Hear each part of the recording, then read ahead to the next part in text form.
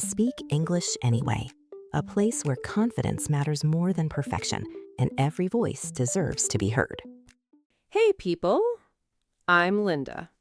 And I'm Ethan. And today, we're going to save you from accidentally being rude. Yes. And I want to say something right at the start, people. If you've been doing any of the things we mentioned today, you were never being rude. Not once. Never on purpose. Never on purpose. Because here's what happens. Your English is correct. Your grammar is fine. But something in the tone lands a little sharp. So the sentence is right, but it feels wrong. The sentence is right, but it feels wrong. And nobody teaches this. Textbooks teach you correct English. They don't teach you polite English. And those are different? Very different. Let me show you the classic example. Imagine you're in a cafe, and you say, "Give me a coffee." Is that wrong? It's perfectly correct English. Grammatically, flawless. But to an English speaker's ear, it sounds like an order, like something you'd say to a machine. Oh no, I have definitely said that. Everybody has. And here's the thing. In many languages, that's completely normal and polite. The direct form is fine. But English is strange about this. English hides its politeness inside questions. Instead of telling someone what you want, you ask if it's possible. So instead of give me a coffee, You say, "Could I get a coffee, please?" Or, "Can I have a coffee?" Or even just, "A coffee, please?" and that tiny change makes all the difference? All the difference. Same coffee, same amount of words almost, but completely different feeling. One sounds like a command, the other sounds like a person. So here's your first rule, people. In English, questions are softer than statements. Turn the order into a question. Turn the order into a question.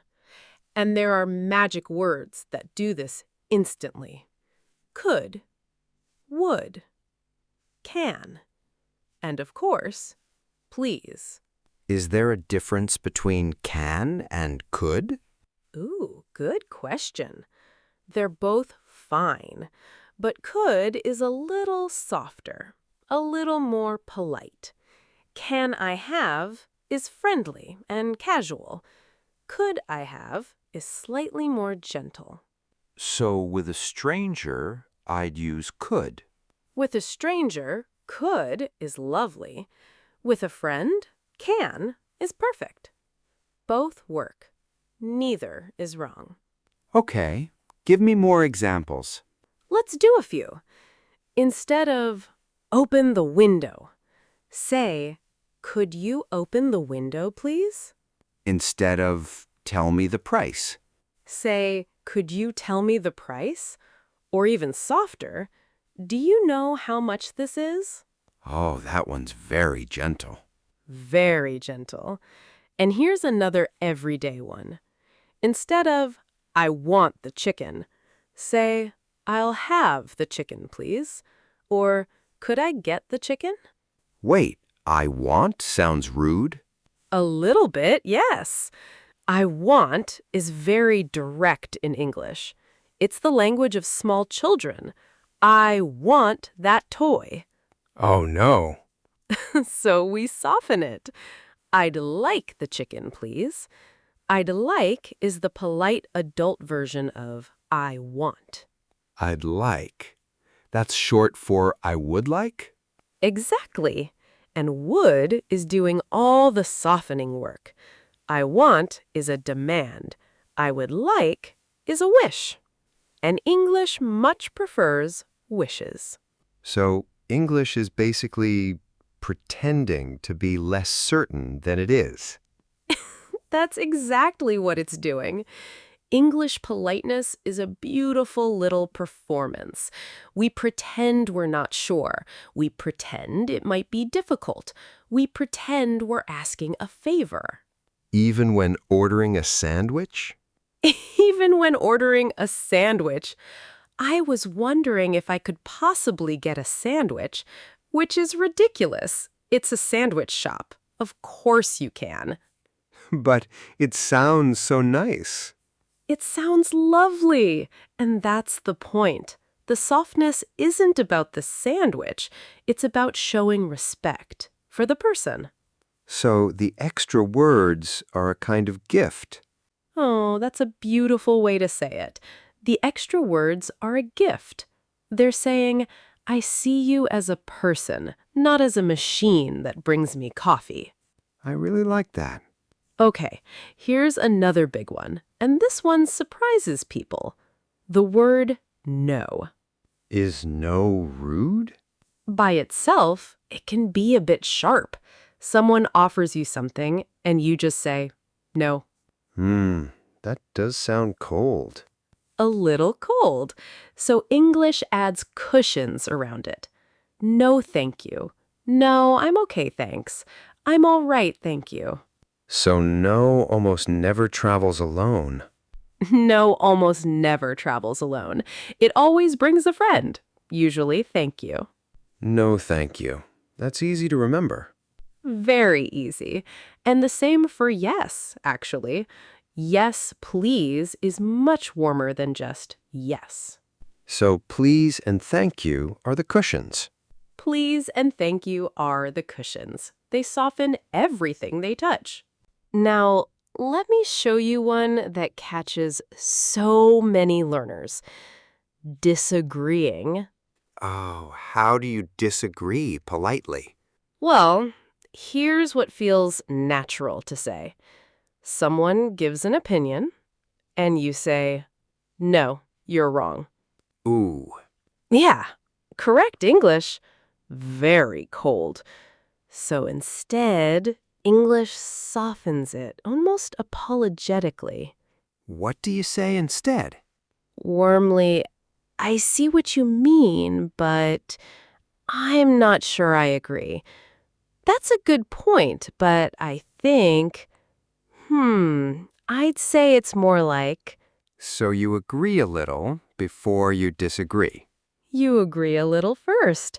It's like a small bow before you say the opposite thing. And it works beautifully. I see what you mean, but I'm going to use that in every argument. It'll make you sound so reasonable. Okay, here's another one.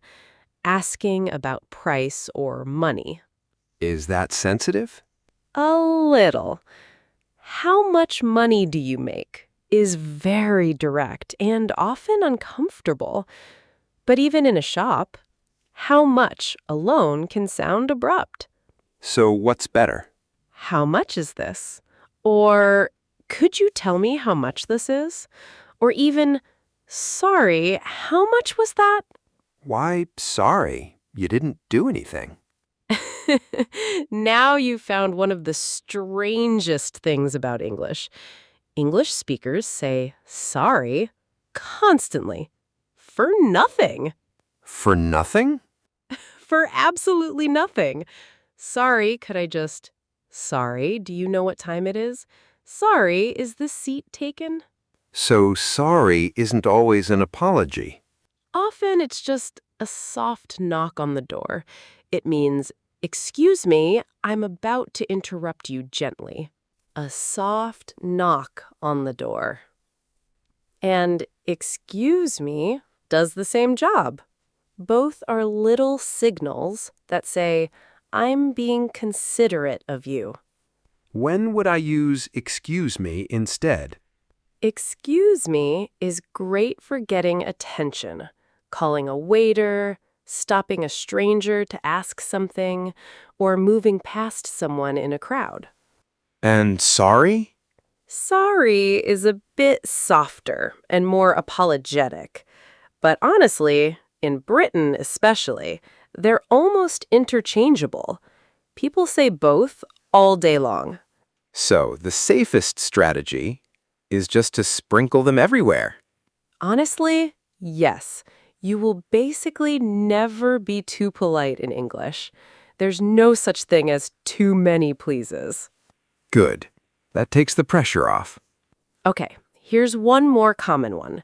Giving instructions or asking for help at work. Ooh, that's useful. Very. Because send me the file is correct, but sounds like a command. So instead, could you send me the file when you get a chance? When you get a chance. That's nice. It's beautiful, isn't it? It says, this isn't urgent, no pressure, you're in control. Very kind. What else works at work? Would you mind? That's a wonderful one. Would you mind sending that over? Or, do you think you could take a look at this? Do you think you could take a look at this? That's very gentle.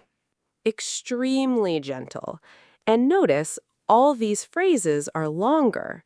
English politeness usually means using more words, not fewer.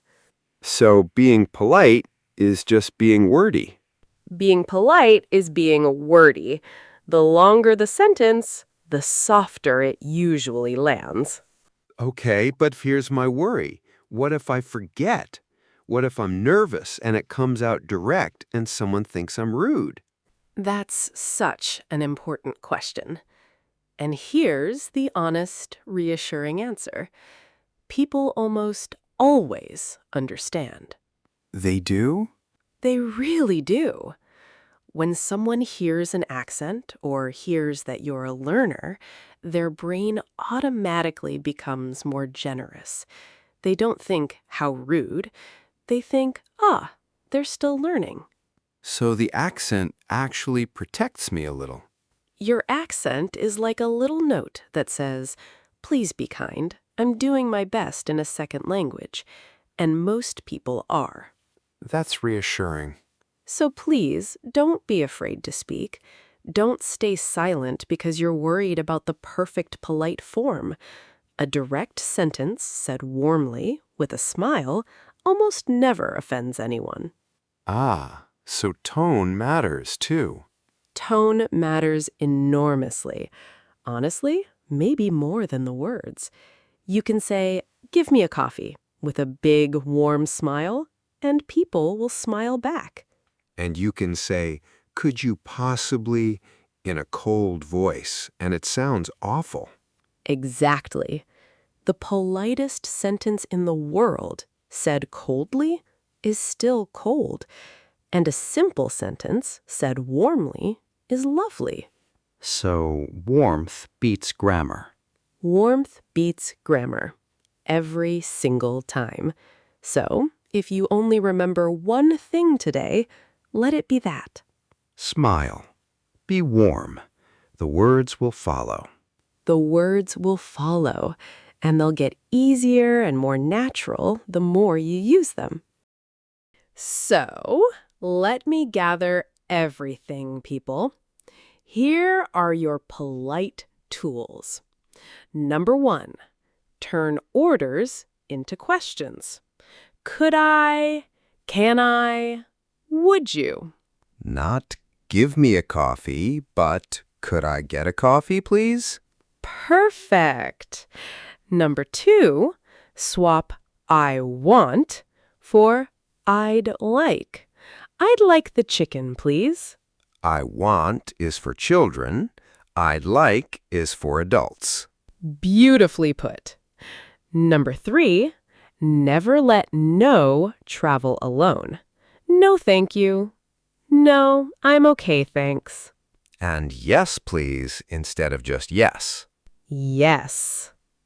Number 4, soften disagreement. I see what you mean, but I'm not sure I agree.